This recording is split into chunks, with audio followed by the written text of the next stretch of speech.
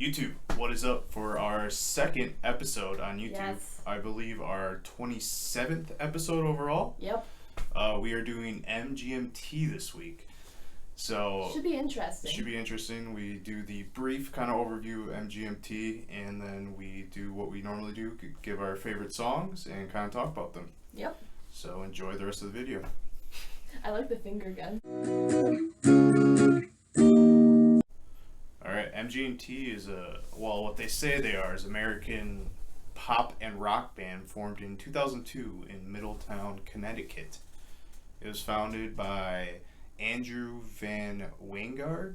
Weingarten. Weingarten? I don't know why I said Weingaard. Van Weingarten. And Ben Goldwasser? What two last names? I know, they sound very high class, I'm not gonna lie.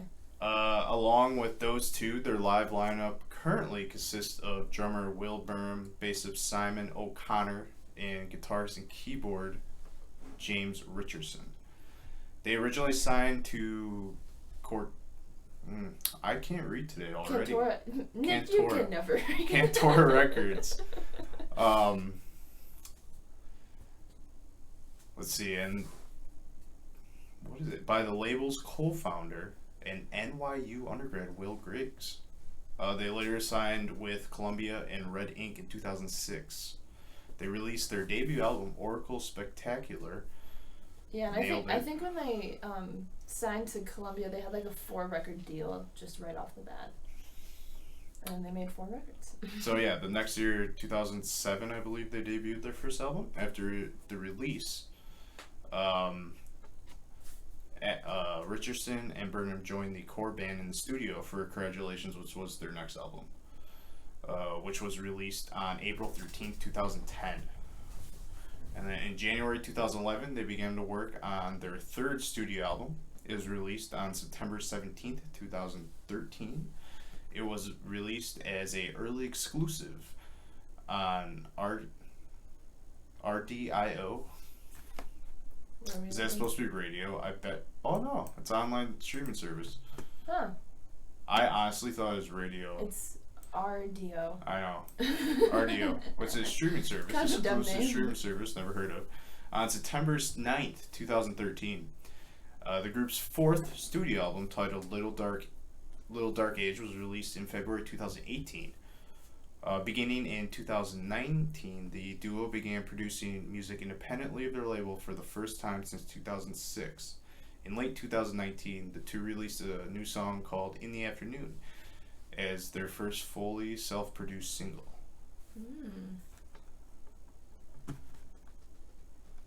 On October 2007, Spin magazine, I believe, named MGMT Artist of the Day. Artist of that specific day, or just Artist of that day. Is that a thing? No, I'm assuming they just mean in that time period. Yeah, I'm assuming. It just sounds like it's just that specific day. It does, that October specific 5th, day. October that day 5th. was MGMT's day.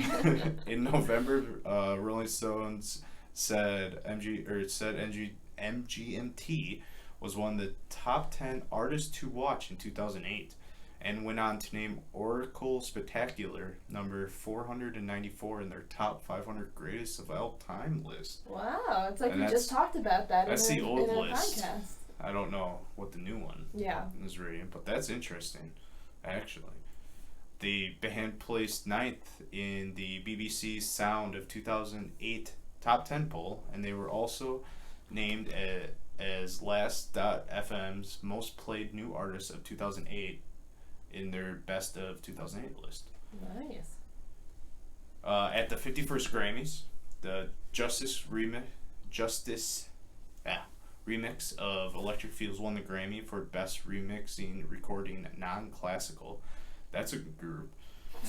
What is that? The group was nominated for the Grammy Award for Best New Artist, and Kids was nominated for the Best Pop Performance by a Duo or Group with vocals in the 52nd Grammy Awards.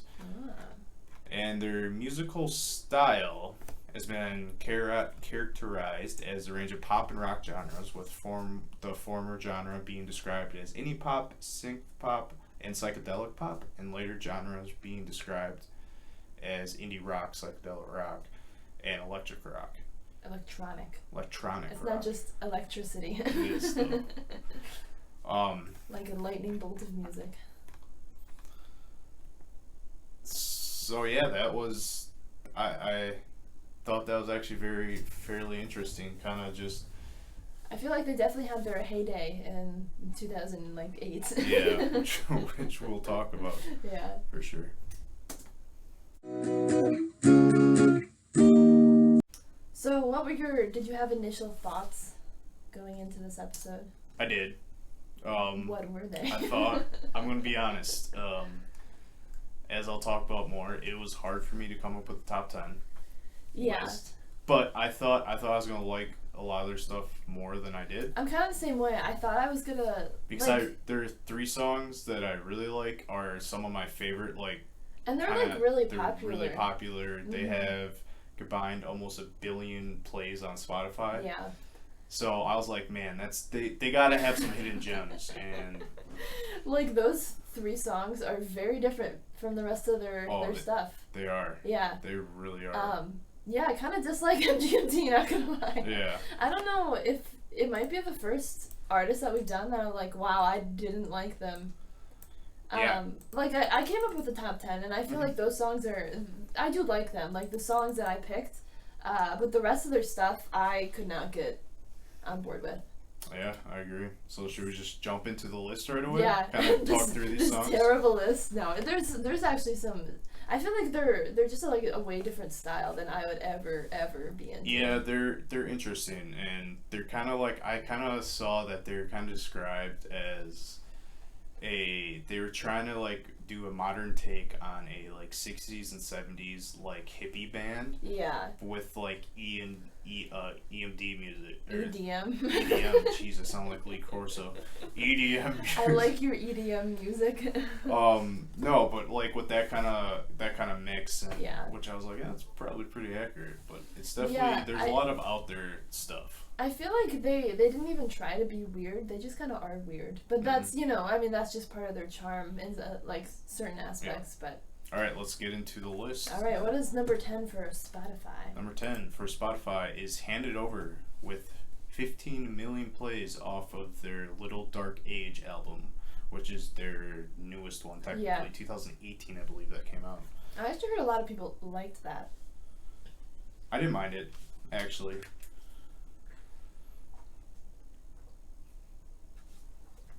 We'll cut this because classic I just water. Started choking on like air. Okay.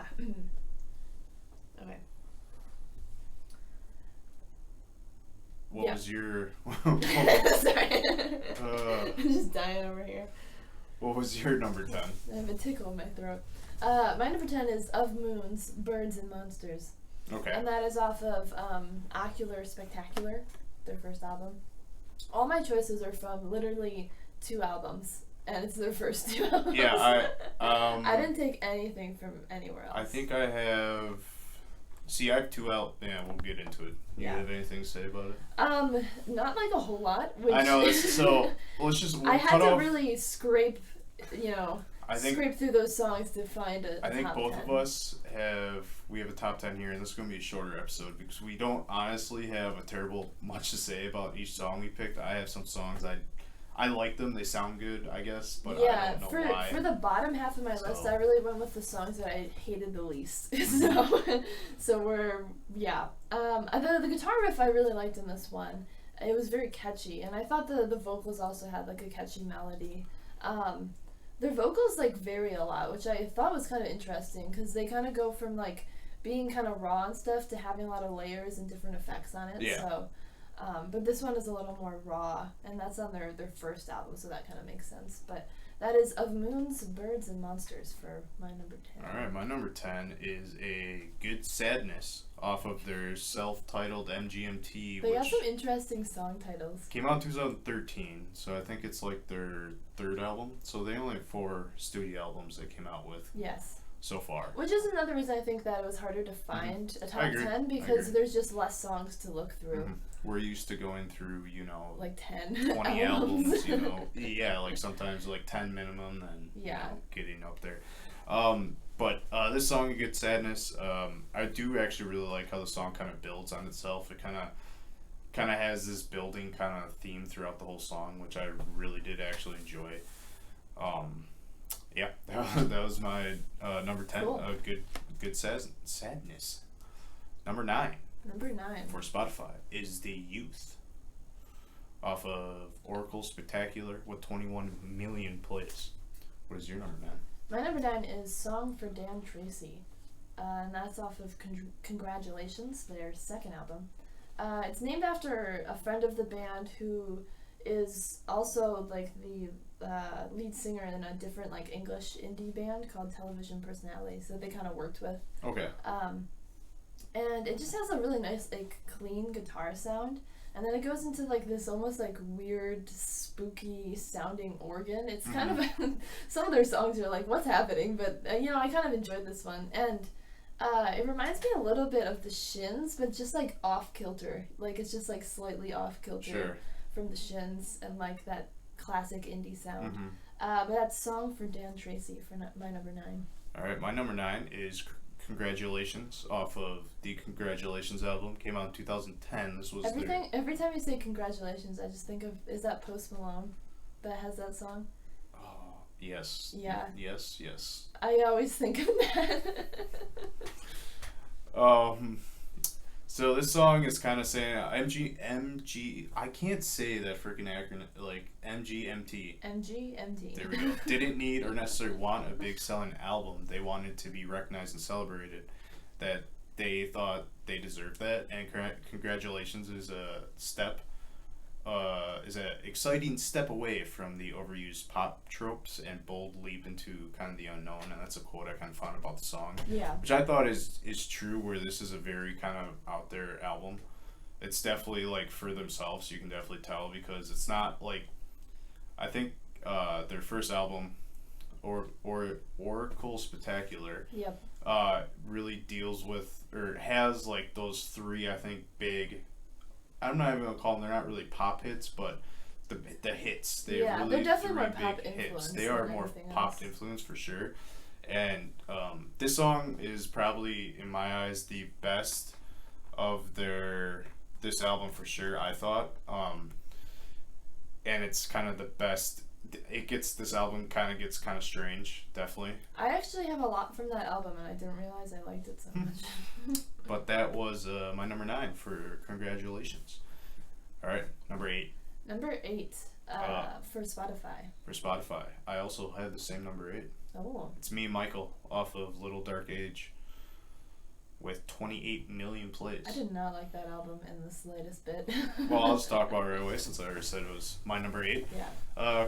So I read this. According to a 2018 interview with Q magazine, the song was inspired by the band's love for European synth pop, and it's kind of 80s, and with like the 80s kind of influence with that. Yeah, you definitely hear that in a lot of their stuff. You do. It's I have that somewhere in my notes. It's kind of very like, yeah, it is like, as soon as I heard, I was like, that kind of makes sense, because that's exactly what I'm kind of hearing. Yep. Billboard article released shortly after the videos release confirmed that the song's original title was supposed to be Me and My Girl, until they decided it was too boring and cheesy, so they just did Me and Michael. Nice. Yeah. So, yeah, it's an interesting song. It's very Euro poppy, or European like synth pop of like an 80s kind of sounding. It sounds like dance club kind of song, and it's pretty decent. I liked it. I like this album more than you obviously did. So I got a lot on my list, and that was my number 8 for Me and Michael. What was your number 8? My number 8 is Weekend Wars, off of Ocular Spectacular. Yeah, so this song, it kind of introduces like the tribal theme that you see throughout the album, and it's a weird sounding song. I mean, they got some weird stuff, but the vocals are very like whiny and raw. And it actually reminds me a lot of 21 Pilots' self-titled album. I don't know if you've listened to that one very much. And just lyrically, it's really interesting. I feel like they like to be very vague in their lyrics, and you never really know what they're talking about. But yeah, I like this one. It sounded like familiar to me in the like the scape of indie music. So that was Weekend Wars for my number 8. All right, on to number 7 for Spotify is Congratulations off of the Congratulations album with 35 million plays. What is your number 7? My number 7 is I Found a Whistle off of Congratulations. And this song is literally about just finding a whistle. Which again, like the lyrics are very hard to decipher in most MGMT songs. And the band has stated in interviews apparently that they don't like it when people can figure out what their lyrics are supposed to mean. So they're kind of purposely just like, I'm going to make this as confusing as possible. Yeah, there's a lot of songs like that for sure. But this is kind of more like a mellow, soft rock ballad, and it sounds very like almost like dreamlike. It has a really nice organ mixed with like acoustic guitar, so I really like the sound of this one more than like the lyrics going on because they were kind of confusing. But that is I Found a Whistle for my number 7. My number 7 is a ridiculous song title. One Thing Left to Try off of the Little Dark Age, 2018. When I say what these songs are about, this is kind of a website's interpretation that I take a lot off of. It was hard to find a lot of quotes with a lot of these songs, but this one is a song about the struggle of dealing with depression and like suicidal thoughts and the attempt to just feel alive again. It's a very interesting song in that aspect. I think this whole kind of album kind of deals with like weirdly a greater message than you can hear on the surface because a lot of their stuff has like that like pop, like the electronic. I keep saying electric like I'm getting electrocuted. It's electric. Yeah. No, the like electronic kind of sounds to it, and you know I think it's kind of you can get lost in the actual sound of some of their songs to get away from their lyrically. It's actually a lot of the lyrics I think are pretty well written. Yeah, the sound is what really turned me off from this album particularly. So I think they're pretty like decent songwriting was pretty decent for some of the songs. So yeah, so that was my number 7. One Thing Left to Try. We are on to number 6. Number 6 off of Spotify is Weekend Wars, which you just had, 37 million plays off of Oracle or Spectacular. I think they made that title hard just so you couldn't pronounce it. Facts. I nailed it the first time though. That's all that matters. What is your number 6? My number 6 is It's Working from Congratulations. So that was the first song on that album, I believe. And lyrically, the song is inspired by the duo's narcotic experiences in the UK. They kind of said that there's a quote saying, I didn't realize it until now, but it's kind of funny because the first song on our first album was Time to Pretend, which is about the like imagined rock star scenario. And then It's Working is like, yeah, we went out there and we did a lot of drugs and it's not that great.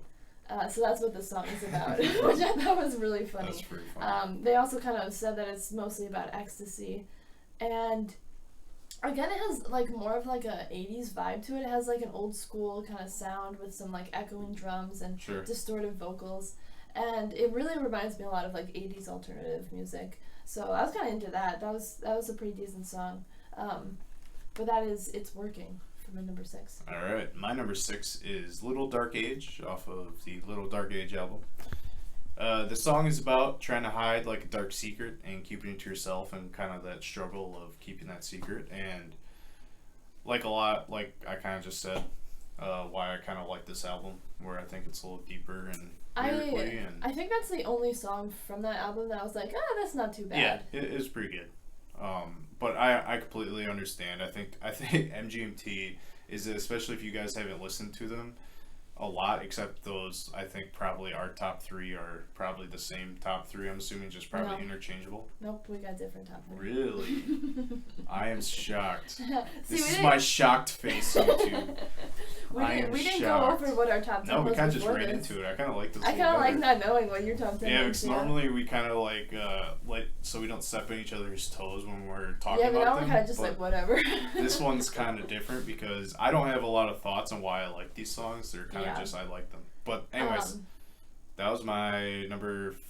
What were we on? 6, Little Dark Age. Yeah, I feel like some of their stuff is also like, it's like so weird, but it's like kind of like a good weird. But then it like sometimes like gets really weird. Goes off track and it's just really weird. Yep. It's like okay, they went too far, for yep. me on this one. I feel like agree. they're always like straddling that line between like good weird and I like just completely completely agree off with the that. rails. But All right, so we are on to number 5. number top 5. you're gonna be top so 5. surprised by I am. number 5. I am shocked. It's probably one of my top 3. Yes. So Spotify's number 5 is Weekend Wars. It's Of Moons, Birds, and Monsters, is it? I was over too much. It is Little Dark Age.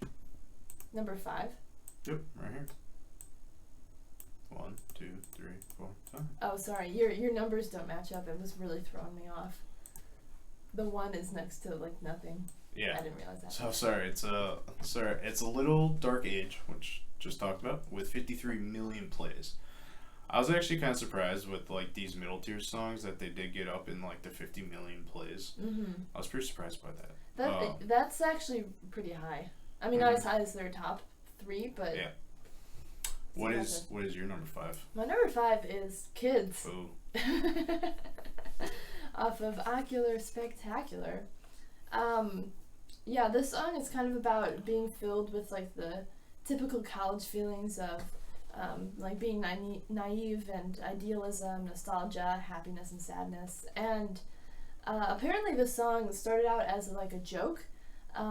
They said that they used to think about how to make the most stereotypical pop song, and that was one of the songs they wrote. Yeah. I don't know if you found that in your stuff. Yeah, I saw that. I thought that was pretty hilarious. And they said like the repeating progression in this has been used in a gajillion pop songs. That's a direct quote. And they just kind of said it was the result of them being 19 and in this like fantasy college world, which is they said a little bit like childhood because you don't really have much responsibility. Yeah. Which you definitely get that whole vibe from the song. Yeah, it's kind of like they kind of grow up throughout the whole song. Yeah, yeah, it's interesting. It has one of the most iconic beginnings to a song. And it sounds very like electronic and different than a lot of indie, I feel like, at the time, and that's why it kind of stood out. It's definitely been covered quite a few times too. Yeah, and it's an amazing song. Mixed, I should say. I think I've heard it too many times to put it in my top 3. Is why it's lower. And I did find some songs that I was like, oh, like these are really good. I want to like throw these higher, but it's an amazing song. Also, I have an interesting fact about this song. Yeah. The song was the center of a legal dispute with the former president of France. What? Over the insulting compensation he offered for his legal use of the song during a party conference. Interesting. So they sued the former president of France for using their song without... That seems bold. Well, I mean... You don't mess around with labels. If it's illegal, it's illegal. Labels, money, so... That's crazy. Pretty crazy. But yeah, that was my number 5, Kids. All right. My number 5 is Weekend Wars off of Oracle Spectacular, 2007. It is the second track on their debut album. It introduces kind of the tribal theme that goes out throughout the album. That's what I said. That's the exact what you said. See, that's what happens when we don't go through it. We find the same quotes that. We're just really pounding it into the audience's head that this was a tribal theme. Well, you guys all know it's my freaking Weekend Wars is my number 5. All right, on to number 4. Moving on. Is on Spotify is When You Die with 55 million off a Little Dark Age. What is your number 4? My number 4 is Electric Feel. God, you're killing me. That's off of Ocular Spectacular once again. I have no idea what your number 1's going to be. Yeah, it's you'll find out soon enough. So this was actually one of the first songs they wrote together as a duo, which I thought was kind of cool. And it's about it's often misinterpreted as being about sex, but it's actually really about drugs apparently. And it has just such a great like upbeat dance feel that it makes it just so catchy. I feel like this is one of the ultimate like dance songs to me. But that is Electric Feel for my number 4. My number 4 is Of Moons, Birds, and Monsters off Oracle Spectacular, which I believe you had on your list. Yes, I did. I see you wrote no notes. I wrote no notes. I just like the song, honestly. You're just gonna wing it. I was gonna wing it and say like why I think out of that album, I had my top 5 was all that album. We'll get into it. But I had a very clear three, which I kind of knew going into it that were going to be clearly top three. Yeah. This was, I think, by far, I think my favorite. Definitely, obviously, was my number four. But outside of all the new songs I listened, because I didn't hear anything but the top three, this was definitely my favorite. Yeah. For sure. And that first album's actually a really good album. I did enjoy it quite a bit. So that was. Yeah, their other songs have a different sound. It's like they changed completely in their second album. Well, no, I was just saying. Or you're saying the rest of their music within that album. Yeah, actually, I would agree. The songs that aren't like the popular ones, they sound very different than. Yeah, those I would ones. agree. I would agree because it's like they almost like recorded those three just to be like Funny hits or something, and then they recorded all the other ones. Yeah, I agree that it's very different even in that album. Mm-hmm. So that was my number four of Moons, Birds, and Monsters. We're on to number three. Number three for Spotify is Time to Pretend with 211 million plays. That's off of really jumps up in plays. I know. What is your number three? My number three is Congratulations off of Congratulations. So kind of like what you said, they kind of reflect on their massive rise in popularity in this song, and the main guy Van Weingarten. He told the magazine, the title ties into this cynical philosophy I have. It's like, congratulations, you're Bono, you've made it. But what do you really have? You still don't have any answers. I thought that was pretty funny. That was pretty funny. And the song it's pretty like dark actually, and it has like a very like unnatural feeling to it. But it has a much softer tone and slower beat than the rest of the stuff, and I think that's why I liked it, because it just sounded different, very like reflective and honest, rather than having all these like different bells and whistles going on. So Makes that sense. is Congratulations for my number three. All right, my number three is the same as Spotify's. Time to Pretend off of Oracle Spectacular, their debut album, and I got a quote saying that we wrote Time to Pretend our senior year of college, and the music was inspired by a praying mantis we had in our house. Yeah, I got this too. She laid. Did you already say this? No. Okay. She laid eggs and it died, and we laid the egg case on this kind of model pirate ship on the mantelpiece, and the eggs hatched, and all these baby praying mantises were climbing up and ringing up the rigging of the ship, and it was pretty crazy. I mean, yeah, I read that that sounds quote. pretty crazy. I read that quote and I was just like, what are they talking about? Why is that the most college thing I've ever heard of, and also the weirdest thing I've ever heard of? But then they go, so the music was inspired by a praying mantis that liked to dance to The Clash. And the lyrics are just about imagine us being rock stars and you have fantasy rock star life. Yeah.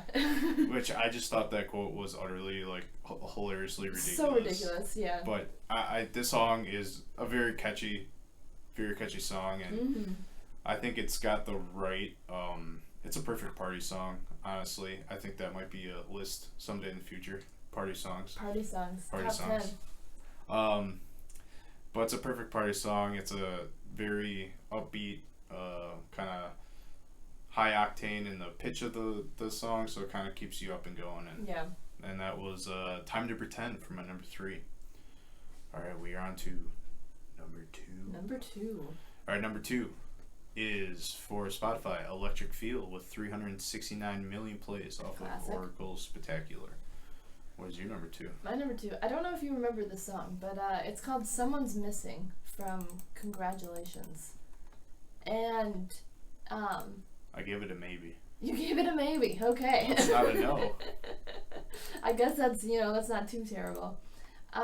So the song is, lyrically again, it's kind of confusing, but it's potentially about like the rapture in the Bible. Okay.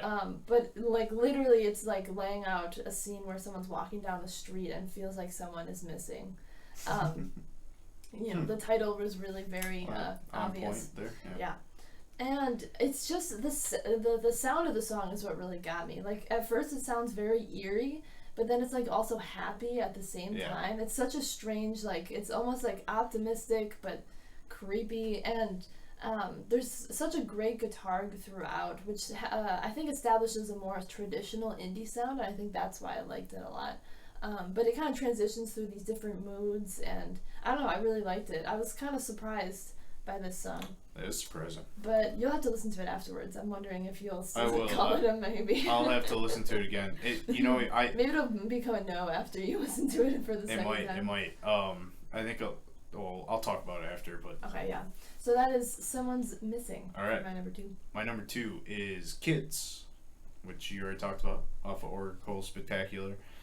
Yeah, you kind of said everything that I was gonna say about the song. I actually, so there's a cover of the song by Chitty Bang, that has the same intro. They use the same intro, and I've heard both this song and the other version like a million times in my lifetime. So I absolutely love this song. It's one of those. It's the same with I think Time for 10. I think it's an awesome party song where it's kind of weirdly has a weird like actual kind of message, or lyrically it's pretty good, where it's kind of like it's pretty good. It's pretty good, pretty good. No, it's they kind of talk about it, as you said, them kind of growing up and bearing different responsibilities and stuff like that, where it's just interesting because how it kind of sounds like a very upbeat party song. So how they're like technically adults but they still feel like kids. So that was very relatable. My number 2, Kids. Should we do? They should have just named that song "Fake Adults." I feel like that would have been a good one. That would be funny. Alright. Honorable mentions. Honorable mentions. Mine are Introspection, James, Little Dark Age, The Youth, and Future Reflections. Mine are I Found a Whistle, Mystery Disease, Introspection, When You Die, and She Works Out Too Much. She Works Out Too Much. I did not like that song. This song was hilariously weird. I was like, this is so stupid. What is happening? I know, that's why I was just like, this is so funny. It's gotta be. It's like, it's so weird. It's such a weird song. It was a weird song. Literally complaining about girls working out too much. Yeah, that it didn't work out because she worked out too much. It was hilarious. It was so funny. I'm pretty sure the exact lyrics. Yep. All right, we are on to number 1. Number 1. What is it? Dramatic pause. I know. Number 1 for Spotify is Kids. No surprise there. Nope. With 405 million plays, that's by far the most popular one, I think, even just out of Spotify, that I've known. What is your number 1? So my number 1 is Time to Pretend. Okay. So does that make sense to you? Yeah, because my top 3 could have been kind of all rearranged. It could have been. Yeah. So this is off of Ocular Spectacular. You kind of already talked about this. This is the Praying Mantis song. Hilarious. Originally, it was supposed to be the lead track on their debut album in like 2005, but then they, they kind of changed labels, and a new version was recorded for this album when it came out. And I love like the lyrics of this song because it's just about like kind of the superficiality of the like rock kind of music industry, and it's just so catchy. Again, it has a very iconic beginning. They were really good at those like synth beginnings, and it just speaks to like the excitement of youth. I feel like you just get like this very like youthful vibe to it. I just love that. So yeah, that is Time to Pretend. All right, my number 1 is one you already talked about. Yes. Electric Feel, off of their Oracle Spectacular debut album. This is kind of, I think this song is kind of where I kind of talked about earlier when we were talking about what we thought in the beginning, but kind of like taking the hippie music of like the 60s and 70s. You got that electric feel, man. It is. It's kind of very like it's a very hippie kind of sounding song that they put that modern kind of direction into. They put that electricity in it. They really did. You kind of talked about what it was about, and I think this is like, I think this was my for sure number 1. Now thinking about it, 2 and 3 I think could be switched, but I think this is the best example of how they knew how to kind of their early stuff, how to, even if it was intentionally or not, just making fun of pop songs, which I feel like these songs might have been. They made fun of them, but they also made amazing pop songs. They made really good. So like this is a really good song. I really like the song obviously quite a bit. It's one of these 3 songs. If I've listened to so many times. I put in a good number of those millions and millions of plays there. Yes. This is another one that I love playing at like parties and whatnot because I think it really gives the good party vibe, dance vibe to Yes. To the. It gets the crowd going. Yeah, it does. So, should we run back our top 10? Yep. So my number 10 was Of Moons, Birds, and Monsters. My number 9 was Song for Dan Tracy. My number 8 was Weekend Wars. My number 7 was I Found a Whistle. My number 6 was It's Working.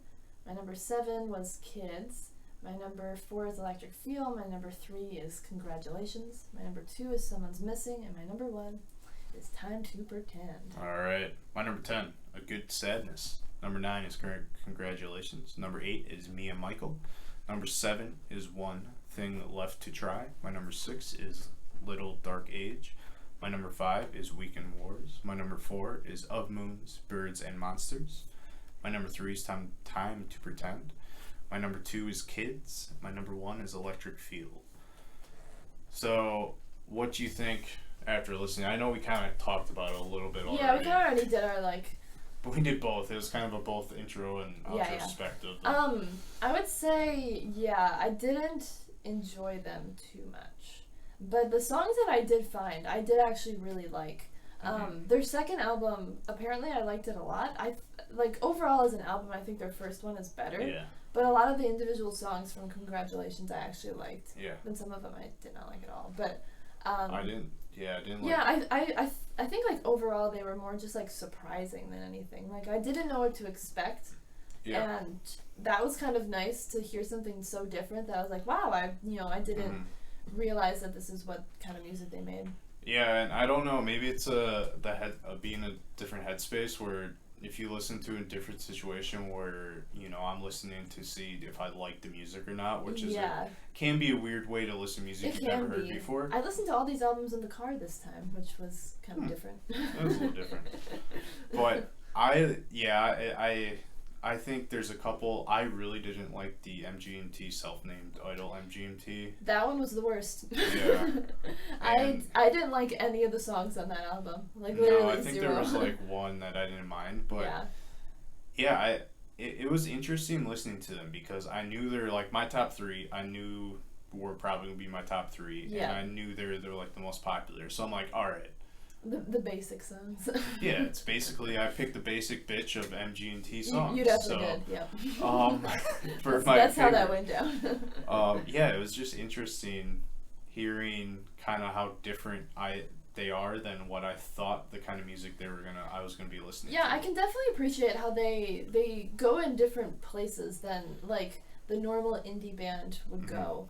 And they try to keep a lot of variety in their music, which I also can, they didn't just keep making those pop songs. They kind of went wherever, and I feel like they're really just making whatever kind of music they want to make, which I can also that's kudos to them because that's hard after you make really popular songs and then to just we're just gonna do something kind of different. But we want to do it, and that's kind of what they did. Yeah, I didn't see if they were going to release any more independent music, release a whole album independently, which would be interesting to see if it changes at all their music. It would be. If it's a studio. They usually wait a lot in between their albums too. So there's the first one was 2007. Yeah, there's always a lot of anticipation. I know of MGMT fans when their new albums coming out. It's oh man, their new albums coming out. They definitely have a cult following though. Oh yeah, there's people who absolutely love MGMT. Yep.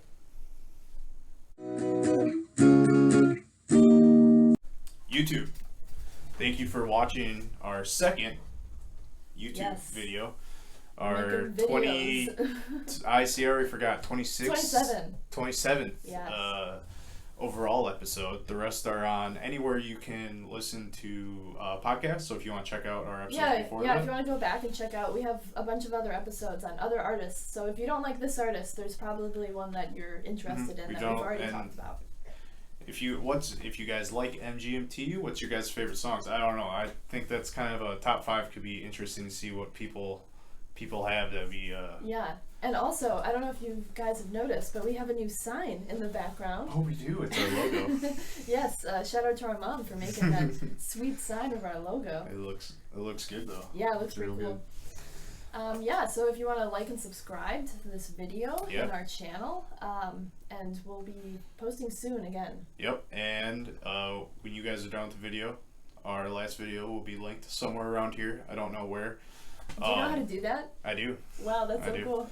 So yeah, our last We're like one, professionals our last over one here. with Miranda Lambert will be linked somewhere, and then YouTube's gonna give you some random suggestions. So don't do theirs, do ours first. Maybe do YouTube's Obviously, first. yeah. Thank you guys for listening, and have a great week.